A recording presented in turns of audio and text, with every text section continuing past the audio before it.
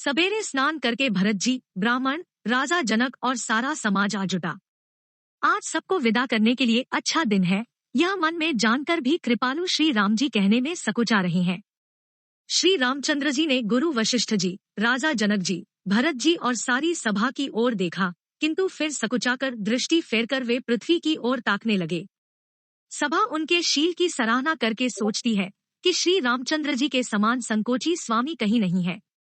सुजान भरत जी श्री रामचंद्र जी का रुख देखकर प्रेमपूर्वक उठकर विशेष रूप से धीरज धारण कर दंडवत करके हाथ जोड़कर कहने लगे, हे नाथ, आपने मेरी सभी रुचियां रखी, मेरे लिए सब लोगों ने संताप सहा और आपने भी बहुत प्रकार से दुख पाया।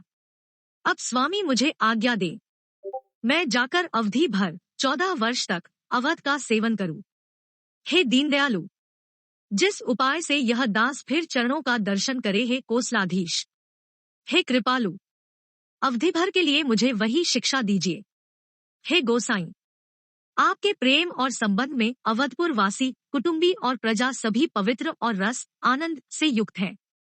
आपके लिए भवदुख, जन्म मरण के दोहक की ज्वाला में जलना भी अच्छा है, और प्रभु आप के बिना परमपद मोक्ष का लाभ भी व्यर्थ है। हे स्वामी, आप सुजान हैं, सभी के हृदय की और मुझ सेवक के मन की रुचि, लालसा, अभिलाषा और रहनी जानकर, हे प्रणतपाल, आप सब किसी का पालन करेंगे और हे देव, दोनों ओर अंत तक निभाएंगे। मुझे सब प्रकार से ऐसा बहुत बड़ा भरोसा है, विचार करने पर तिनके के बराबर जरा सा भी सोच नहीं रह जाता। मेरी दीनता और स्वामी का स्नेह दोनों ने मिलकर मुझे जबरदस्ती ढीठ बना दिया है। हे स्वामी, इस बड़े दोष को दूर करके संकोच त्याग कर मुझ सेवक को शिक्षा दीजिए।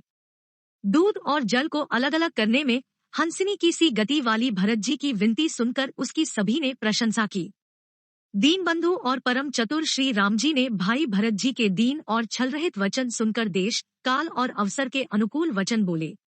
हे तात, तुम्हारी, मेरी, परिवार की, घर की और वन की सारी चिंता गुरु वशिष्ठ जी और महाराज जनक जी को है।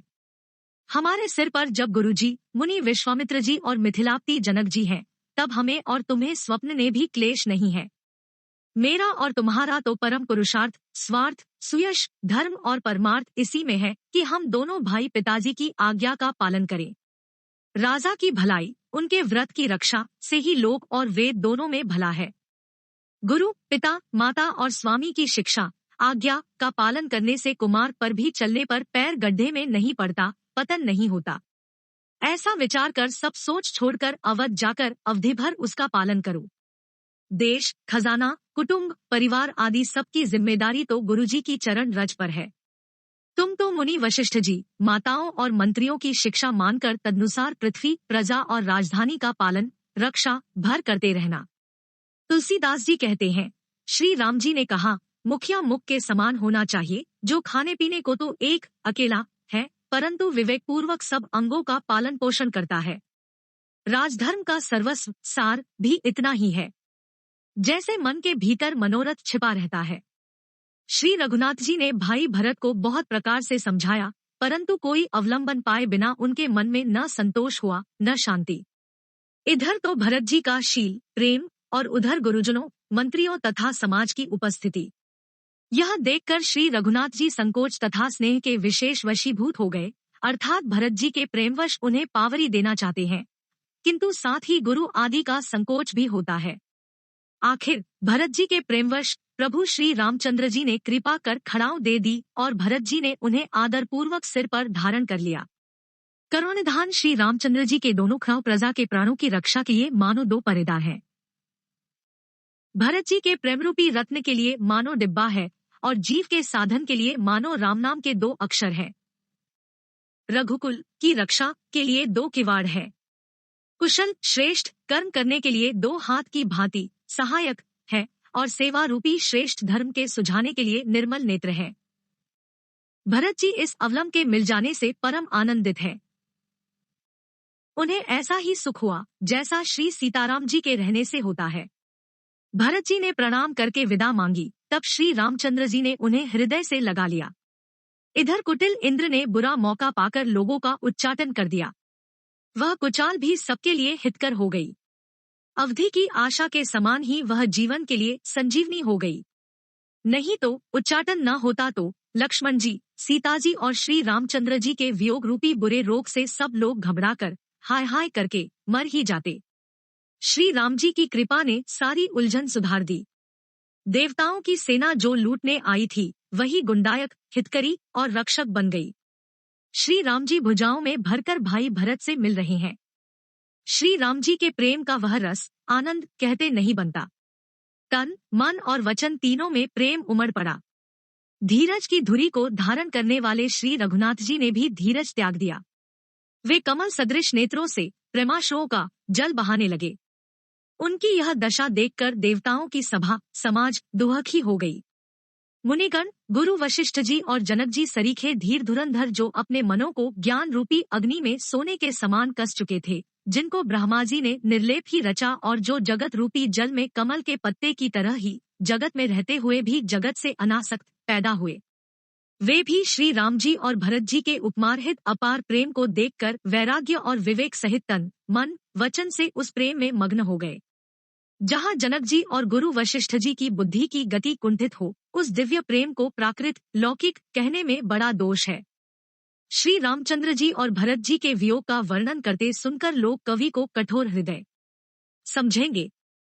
वह संकोच रस अकथनीय है। अतएव कवि की सुंदर वाणी उस समय उसके प्रेम को स्मरण करके सकुचा गई। भरत जी को भेंट कर श्री रघुनाथ जी ने उनको समझाया। फिर हर्षित होकर शत्रुघ्न जी को हृदय से लगा लिया।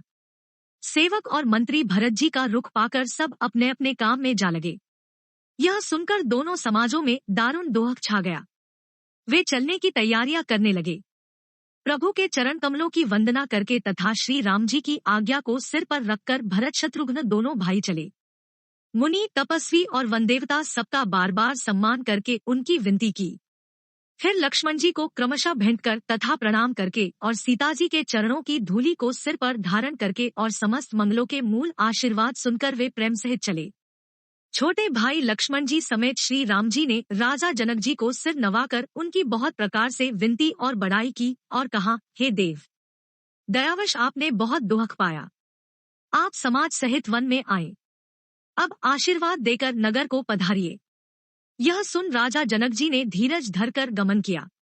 फिर श्री रामचंद्र जी ने मुनि, ब्राह्मण और साधुओं को विष्णु और शिव के समान जानकर सम्मान करके उनको विदा किया।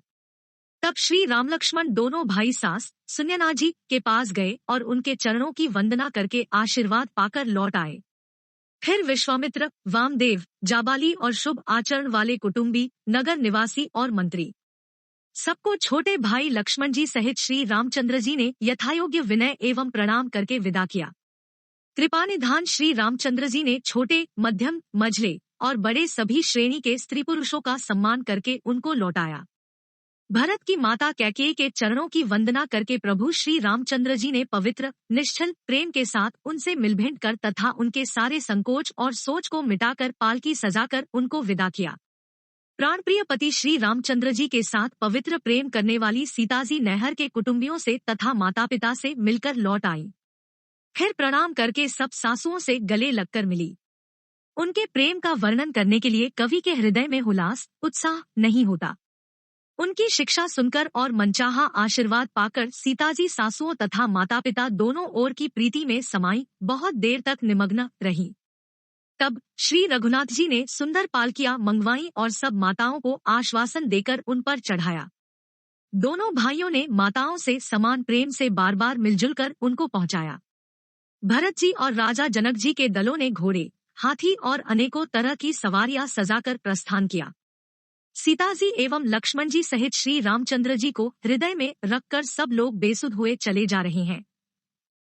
बैलघोड़े, हाथी आदि पशु हृदय में हारे शिथिल हुए परवश मन मारे चले जा रहे हैं। गुरु वशिष्ठ जी और गुरु पत्नी अरुंधति जी के चरणों की वंदना करके सीता जी और लक्ष्मण जी सहित प्रभु श्री रामचंद्र जी हर्ष और विषाद के साथ लौटकर पर्णकुटी पर आए। फिर सम्मान करके निषादराज को विदा किया। वह चला तो सही, किंतु उसके हृदय में विरह का भारी विषाद था। फिर श्री राम जी ने कोल, किरात, भील आदि वनवासी लोगों को लौटाया। वे सब जोहार जोहार कर वंदना कर करके लौटे। प्रभु श्री रामचंद्र जी, सीता जी और लक्ष्मण जी बड़ की छाया में बैठकर प्रियजन एवं परिवार के वियोग से दुखी हो रहे हैं। भरत जी के स्नेह, स्वभाव और सुंदर वाणी को बखान बखान कर वे प्रिय पत्नी सीता जी और छोटे भाई लक्ष्मण जी से कहने लगे। श्री रामचंद्र जी ने प्रेम के वश होकर भरत जी के वचन, मन, कर्म की प्रीति तथा विश्वास का अपने श्रीमुख से वर्णन किया। उस समय पक्षी, पशु और जल की मछलियां, चित्रकूट के सभी चेतन और जड़ जीव उदास हो गए। श्री रघुनाथ जी की दशा देखकर देवताओं ने उन पर फूल बरसाकर अपनी घर घर की दशा कही, दुखड़ा सुनाया। प्रभु श्री रामचंद्र जी ने उन्हें प्रणाम कर आश्वासन दिया। तब वे प्रसन्न होकर चले, मन में जरा सा भी डर न रहा।